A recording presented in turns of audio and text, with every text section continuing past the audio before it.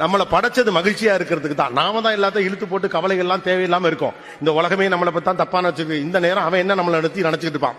நம்ம மேல அன்பு செலுத்த 10 பேர் இருந்தாலும் கூட நம்ம மேல கடுப்பு ஏத்துற ஒருத்தர் இருப்பான், அவனை பத்தியே தான் நம்ம கவலைப்படும். அவனுக்கு ஏற்ற மாதிரியே நம்ம பிள்ளைகளை வளர்க்க பார்ப்போம். அவர்கிட்ட பதில் சொல்றது தான் நம்முடைய வாழ்க்கையின் பெரு விஷயமாக இருப்போம். ஆனா நம்மளை சுத்தி இருக்க 10 பேர் 100 பேர் அன்போட இருக்காங்களா, அவங்கள பத்தி நான் கவலைப்பட மாட்டோம்.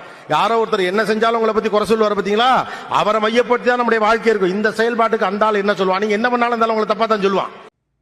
இந்த காட்சியை பாருங்க. வேலைக்கு போறதே தருதரம்.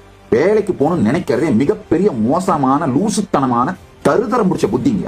நம்முடைய வாழ்க்கையை நாம் உருவாக்கிக்க முடியுங்க. நீங்கள் உங்கள் கனவுகளை நிறைவேற்றுங்கள், இல்லை என்றால் வேறு எவனாவது உங்களை வேலைக்கு எடுத்து அவன் கனவை நிறைவேற்றி கொண்டு இருப்பான்.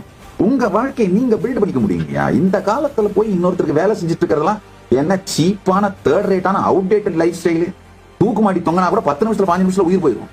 இன்னொருத்தருக்கு வேலை செஞ்சுட்டு இருக்கீங்கன்னா வாழ்க்கை முழுக்க தூக்க தொங்கிட்டு இருக்கிறதுங்க. சாதாரண தூக்க தொங்கிட்டு இருக்கிறது. உங்கள் வாழ்க்கையை நீங்கள் கட்டமைத்துக் கொள்ளுகின்ற வாழ்க்கையை பாருங்க. Be your own boss.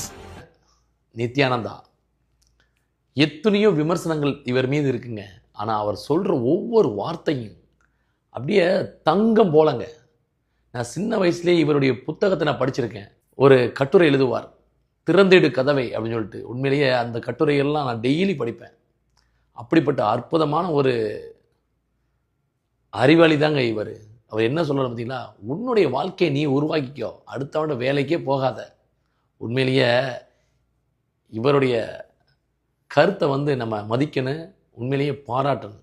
Nithyananda எப்போவுமே மாசு தான். இவருடைய கருத்துக்கு நீங்கள் என்ன சொல்லுன்னு சொல்லிட்டு கீழே கருத்து தெரிவிச்சுட்டு போங்க. 5 நிமிஷத்துல உயிர் போயிடும். இன்னொருத்தருக்கு வேலை செஞ்சுட்டு இருக்கீங்கன்னா வாழ்க்கை முழுக்க தூக்க தொங்கிட்டு இருக்கிறதுங்க. சாதாரண தூக்க தொங்கிட்டு இருக்கிறது. உங்கள் வாழ்க்கையை நீங்கள் கட்டமைத்துக் கொள்ளுகின்ற வாழ்க்கையை